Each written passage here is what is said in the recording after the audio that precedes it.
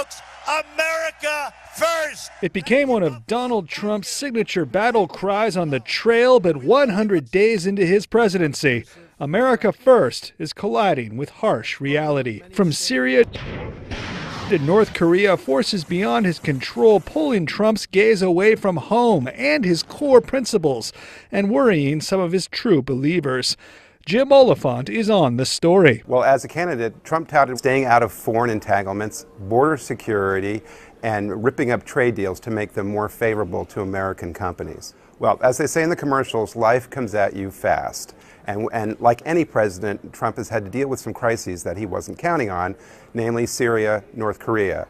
And it's forced him to take much more of an aggressive posture. In Syria, Trump firing 59 cruise missiles at one of Bashar al-Assad's air bases after an horrific gas attack, and sending what he called an armada, led by the USS Carl Vinson Carrier Force, to show off American muscle in the face of Kim Jong-un's rising nuclear threat. Now, that's alarmed some of his supporters who are very, very wary of interventionism and getting involved in another war. Trump also changing his tune on one of his biggest campaign targets, China, tweeting about potential trade concessions in return for China's help with North Korea. But with the 100-day marker in sight, Trump is giving America first another push. Lately, we've seen the more populist Trump rear his head again, where he's talking about slapping tariffs on imported goods and trying to level the playing field for American merchants. We've seen this with steel and with wood, more lately aluminum. So this is Trump basically trying to live up to the promises that he made during the campaign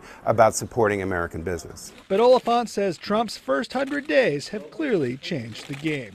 Well, look, America First is a great thing to talk about. It's a nice slogan for a campaign, but in practicality, it's something very hard to do given the United States' role in the world. And Trump has already been tested on several fronts, and I think he has sort of found, too, that he might like being a little more of a globalist. Reuters recently spoke to more than 24 Trump supporters, and they're not retreating from that, and he's playing to that still. In their minds, he's doing a great job. Big, shock to the system.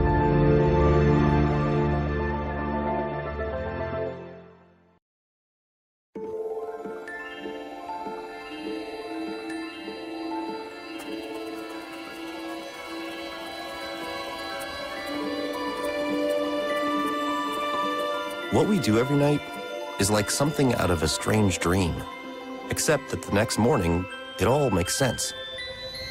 To power global e-commerce, FedEx networks are massive, far-reaching, and yes, a little magical. FedEx.com/dream. Microsoft and its partners are capturing mosquitoes and sequencing their DNA to understand how diseases spread. What used to take 30 days now takes 12 hours. The Microsoft Cloud helps turn this enemy into an ally.